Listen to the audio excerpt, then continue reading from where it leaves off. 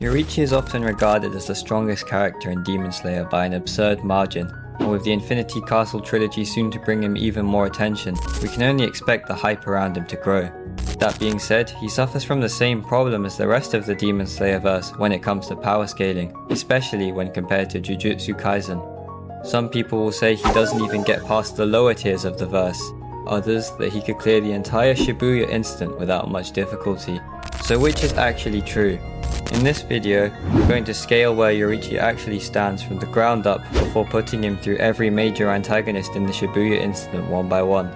We'll be approaching each matchup in a typical versus battle format to see exactly where his run comes to an end, or if it ends at all. Since this is a Demon Slayer vs JJK video, and my first proper long form upload, I'd like to ask that everyone approaches it with an open mind and keeps the discussion respectful, even if you disagree with some of my conclusions. No matter which side you're on, these debates can get pretty heated, and some of you guys do take it too personally. And while I do want to be informative, I also want to keep the video as accessible as possible. That means I'm not going to spend too much time going over every fringe scaling argument, whether that's Jujutsu Kaisen reaching star level, or Demon Slayer reaching some of the extreme interpretations you see. Instead, I'll be focusing on arguments that I think are the most consistent and best supported by the source material. With that being said, let's start with AP. The main feat used to upscale the verse is Gyutorou's final attack, which leveled the entertainment district. Depending on the calculation, this lands anywhere from town to large town level. It's also worth noting that these calculations account for the total destructive output of the attack, so arguments about the building only being made out of wood are largely irrelevant. Even if that's still a point of concern for you, the destruction also shows rock and concrete being kicked up by the explosion. This feat would then scale to Gyutorou's neck durability, because a demon's neck is where their blood is most concentrated, making it tougher than the attacks that they produce. Rui outright states that his neck is stronger than his strongest attack, and this idea is reinforced multiple times throughout the series. On top of that, demons are consistently portrayed as weaker after being beheaded. We see this with characters like Kokushibo and Akaza, such as when the former was easily destroyed by Gyurumei, when before he couldn't get through him at all. This means that Gyutaro who performed this feat was already weakened.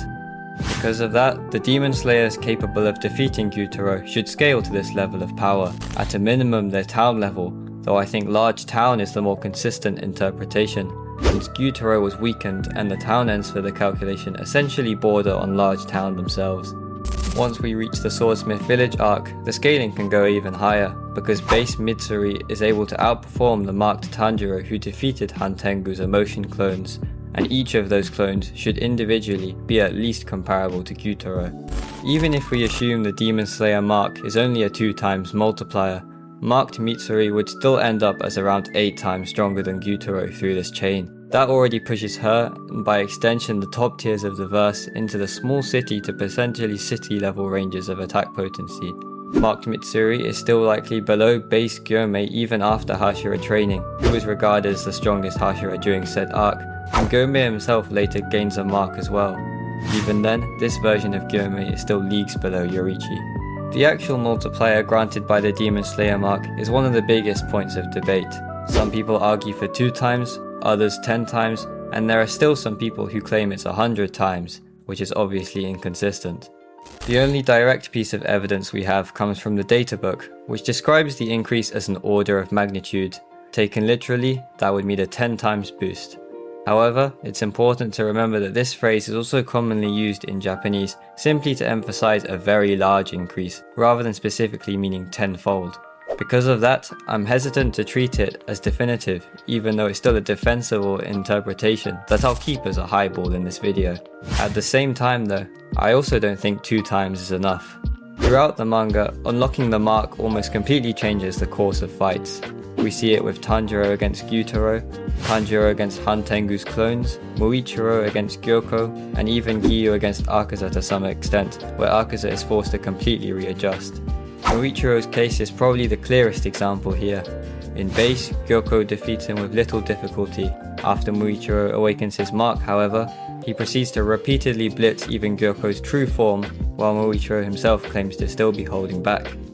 I think it's difficult to liken this level of difference to only a 2 times increase. The same goes for Entertainment District arc Tanjiro, who can't even slightly damage Gyuto's neck pre-mark and later beheads him with it.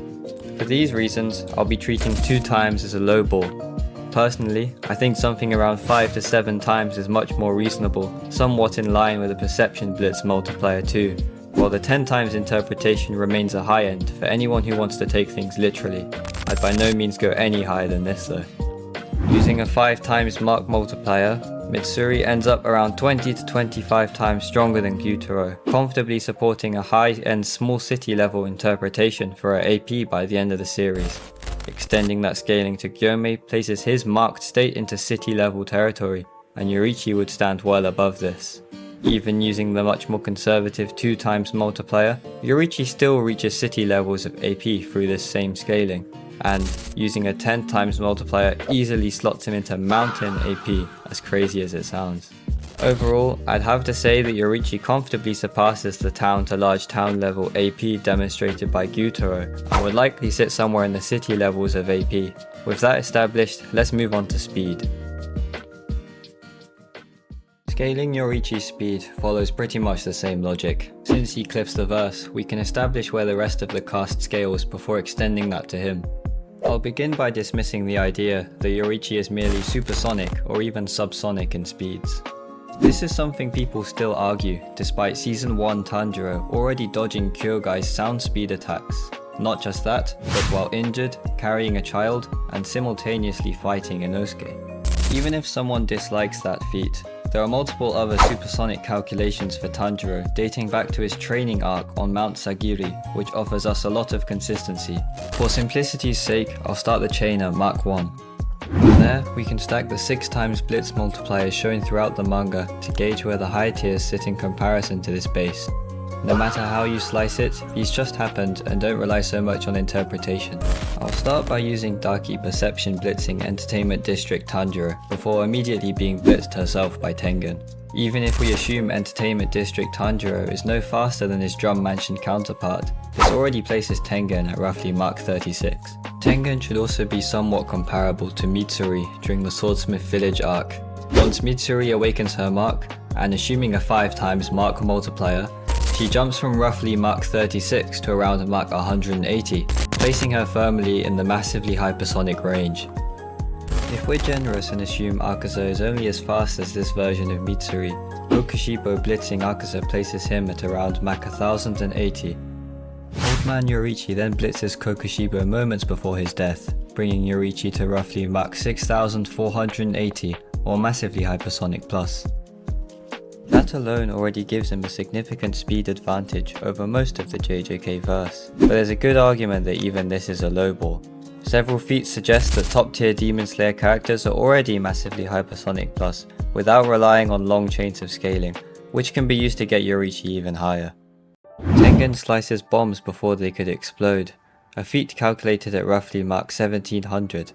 Since the bombs are stated to explode from the slightest friction and detonate the instant they touch the ground, all of Tengen's sword movement occurs during the explosion itself, which gives us this value. Using this as the baseline instead gives Yoriichi roughly Mach 400,000 speeds, placing him comfortably into the relativistic tiers. Even using the extremely conservative 2 times mark multiplier still produces around Mach 160,000. Another common scaling route uses Mitsuri's lightning dodging feat, calculated at around Mach 2200, though it is a little controversial. It's often criticized because some people argue that Zohakuten's lightning isn't actually lightning. Usually this comes from people conflating blood demon arts with breathing styles. Breathing effects are largely visual, Drum Mansion Zenitsu is not lightning speed, but blood demon arts are unquestionably real. Daigaku's thunder breathing becomes genuine lightning through his blood demon art, which he explicitly states himself, and Zenitsu is physically burned after making contact with it. Since Zohakuten's lightning both looks and behaves like real lightning in exactly the same way, there's little reason to treat it differently. The other common objection is that Mitsuri later fails to dodge Zohakuten's sound attack, but she was airborne at the time and preparing to tank said attack, so it's impossible anyway. Any other arguments attempt to dismiss the lightning being lightning speed, as natural formation for such lightning would be impossible. But, given that this is a supernatural ability and fired from a demon's drum, I don't think it's fair to compare it to real world weather formation. Using this feat as the baseline produces a Yoriichi speed of roughly Mach 500,000 using the 5x amp, which lines up again with the relativistic tiers. Zenitsu provides us another point of support. By the end of the series, he fights and eventually blitzes Kenjaku, which also serves as the base for massively hypersonic plus calculations. Despite that, Zenitsu is still portrayed as inferior to the Hashira, reinforcing the idea that the top tiers already occupy this range of speed. Even then, this still isn't the absolute ceiling. We haven't accounted for factors like the see-through world or the likely gaps between Tengen, Mitsuri, Akaza and Kokushibo, all of which would logically push Yoriichi even higher. Not to mention Yoriichi's own feat of absolutely destroying Muzan, who also cliffs everyone here. We could theoretically apply the same logic to suggest Yoriichi's AP can go higher than City tier as well. Overall, I'd have to say that Yoriichi reaches massively hypersonic plus at an absolute minimum, with stronger interpretations placing him into relativistic territory. With that being said, it's time to see how he stacks up against the Shibuya Incident. For this part of the video, I'll be going through each of the Shibuya Incident's antagonists one by one to determine whether Yoriichi can actually defeat them. I'll be using verse equalization, meaning Yoriichi's sword can be imbued with cursed energy, so that he can damage curses. I'll also give him a basic amount of cursed energy, so he can perceive curses and be affected by domain expansions. For every matchup, Yoriichi starts alone in Shibuya and encounters his opponent naturally. From there, the fight plays out with both characters acting in character. For Yoriichi, that essentially means he'll go straight for the kill. First up is Choso, and honestly, this one isn't even close. Piercing Blood is generally only supported by statements placing it around supersonic speeds. Even using my lowest end scaling for Yoriichi, that still leaves Choso thousands of times slower. In practice, Yoriichi is going to be perception blitzing him throughout the entire fight, and there's no chance of him getting tagged. That means the only real question is whether Choso's durability can keep him alive. Unfortunately for him, it really can't. Choso's best durability feats come from surviving attacks by opponents who are still below the heavy hitter tier. Even if we take the generous approach and scale him to the disaster curses from them all being special grade, the result doesn't really change. At best, the disaster curses, and by extension Choso, can be placed as normally around city block plus to small town level. This is through Mahito's crater feat and from scaling to Naobito, though their durability would realistically be even lower than that. This would also line up nicely with other feats in a similar range, such as Mekamaru's ultimate cannon, or Naoya crashing through mountains. The problem is that even small town level durability simply isn't enough here. Yoriichi is operating on an entirely different level of AP even if we lowball, and the speed gap is just as overwhelming. Even the disaster curses only really reach high hypersonic plus at their best, being generous, as Jogo blitzed Maki who could previously catch a bullet, so Choso gets blitzed and one-shot with very little difficulty, no matter how generous we are. That same logic actually applies to almost all of the disaster curses as well. Dagon's getting filleted with ease and Hanami shares a similar fate. If they don't die immediately from a decapitation, Yoriichi can just continue to cut them up like Muichiro did to Gyoko. The only two who even have something resembling a win con are Jogo and Mahito. Starting with Jogo, his maximum meteor has been calculated anywhere from large town to small city level, and was capable of damaging 15 finger Sukuna if it actually landed. If it hit Yoriichi, it would definitely hurt him as well, especially since Demon Slayers generally have lower durability than their attack potency. The problem lies in actually landing it. The speed difference between the two is still measured in the thousands, meaning Yoriichi can comfortably avoid the attack if Jogo even gets the chance to use it. On top of that, Jogo's durability has always been one of his weakest attributes. We've already seen an unserious Gojo tear him apart with ease, so against someone as overwhelmingly faster as Yoriichi, it's difficult to imagine any outcome besides Jogo getting blitzed and killed almost immediately. Even if he does survive a decapitation, he'll be so weak by that point where Yoriichi can just keep slicing him up. Mahito is slightly more interesting. Unlike the others, Mahito's soul manipulation makes him effectively immune to conventional damage. That means Yoriichi can't simply one-shot him in the same way. However, that invulnerability isn't limitless. Mahito still consumes cursed energy every time he reshapes his soul, so once those reserves are depleted, he becomes vulnerable like anyone else. Since Yoriichi massively outstats him in both speed and AP, he'd simply continue attacking until Mahito's cursed energy runs dry before finishing him off. So, while Mahito survives longer than Choso or Jogo, the outcome doesn't really change. Yoriichi defeats all the curses comfortably. Moving up another tier within the Shibuya Incident, we have Toji. Through scaling to Awakened Maki, Toji should fall roughly within the heavy hitter range of stats. That most likely puts him somewhere around town to large town level in terms of AP. Though large town is admittedly a generous interpretation, now that Urame's Frost Calm calculation has been revised down to small town.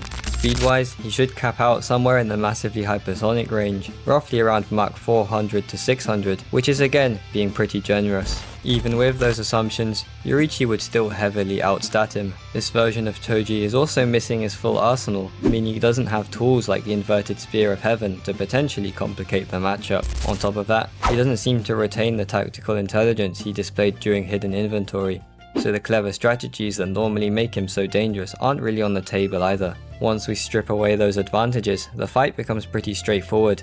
Yoriichi is both significantly faster and considerably stronger. He simply closes the distance and decapitates Toji before he can react, winning comfortably. Kenjaku is a little more interesting. Stat-wise, he occupies a very similar range to Toji. The difference is that his arsenal is vastly more versatile, with domain expansion being his biggest potential win con against someone as fast as Yoriichi. If Kenjaku successfully activated his domain while Yoriichi remained inside the range, Yoriichi would be forced to endure the sure hit effect. Unlike Yuki, he has no reverse curse technique to recover from that kind of damage, so taking the attack head on would almost certainly leave him fatally injured. That being said, there are still major problems with this win con. Kenjaku's domain uses an open barrier, meaning Yoriichi isn't trapped inside. If he recognizes the danger, he can simply escape the range. More importantly, it's questionable whether Kenjaku would ever get the opportunity to activate this in the first place. The speed gap we've already established is enormous, and Yoriichi possesses more than enough attack potency to inflict fatal damage immediately. Kenjaku simply doesn't have the time to set up his win condition before Yoriichi reaches him. Despite having a much more dangerous ability than Toji, the overall outcome doesn't really change in my opinion. Yoriichi would still blitz, decapitate, and the fight would be over. With that being said, let's move on to the final bosses of the Shibuya Incident, Mahoraga and 15-Finger Sukuna. Starting with 15-Finger Sukuna, his stats are fairly straightforward to determine. He simply downscales from his 20-finger self. He reaches large mountain level attack potency through scaling relative to Gojo. His speed follows a similar pattern, sitting just into the sub-relativistic tier. That would place 15-Finger Sukuna somewhere around city to mountain level in AP, with massively hypersonic plus to potentially sub-relativistic speeds if we're being generous. Even then, one thing remains consistent with every matchup so far. Yoriichi still holds a massive speed advantage, even if we grant Sukuna sub-relativistic speeds. Using the mid-ball for Yoriichi still leaves him roughly 30 times faster. In other words, Yoriichi should still be capable of blitzing this version of Sukuna. But the real question isn't speed, it's whether Yoriichi can inflict enough damage before Sukuna gets the chance to activate Malevolent Shrine. If the former domain expansion goes up, Yoriichi has no realistic way of surviving it. The same goes for Kamino should Sukuna manage to land it. With that being said, can Yoriichi win? If we use Yoriichi's low ball, capping him but weakens Gyutorou's attack potency of town to large town, it's hard to say there's much chance. Said level of AP is just not going to be effective in dealing any noticeable damage. If you scale Yoriichi in this range of AP, and you also have Sukuna winning against him very comfortably, then that's fine. If we use the high-end interpretation of Yoriichi's AP by taking a literal 10 times Demon Slayer Mark multiplier, which would place him around mountain level, then I think he could actually do it. Sukuna's durability doesn't necessarily scale to his attack potency. Jogo's maximum meteor was still stated to be capable of damaging him, so a mountain level Yoriichi should have more than enough power to inflict at least respectable damage with each strike. Given the speed gap, it's entirely plausible that he kills Sukuna before Malevolent Shrine or Kamino ever come into play. The more grounded interpretation is a lot more debatable. If Yoriichi only reaches city level, he isn't going to overwhelm Sukuna with raw power in the same way. In pure attack potency, he'll be on the back foot. However, with a speed advantage of roughly 30 times, I still think there's a legitimate argument that he can land enough decisive blows before Sukuna gets the opportunity to use either of his main win conditions. It's definitely the closest matchup so far, but I still lean towards Yoriichi taking it. With his scaling for his AP, each blow will be extremely taxing for Sukuna to recover. and when each attack comes so fast that Sukuna can't even react to them, it's hard for me to believe that he can get through it. So I guess I did just say it, Yoriichi can beat Sukuna, or at least this version. Lastly, we have Mahoraga. Unfortunately, this is where I think Yoriichi's run comes to an end under most interpretations, and I don't think it's exactly a hot take. The issue is adaptation. Pure slashing attacks simply aren't enough to put Mahoraga down permanently. Sukuna demonstrates this himself, with Mahoraga rapidly adapting to repeated uses of dismantle. Unless you believe Mahoraga can either be killed through decapitation, or be overwhelmed by repeated slashes before adaptation fully takes effect, Yoriichi just doesn't have a reliable win condition. He would certainly control the fight initially though. Before adapting, Mahoraga struggled to keep up with 15-finger Sukuna, and we've already established that Yoriichi should comfortably outspeed that version of him. The problem is that controlling it isn't the same as ending it. While Yoriichi puts up a respectable fight, this is where his run ends.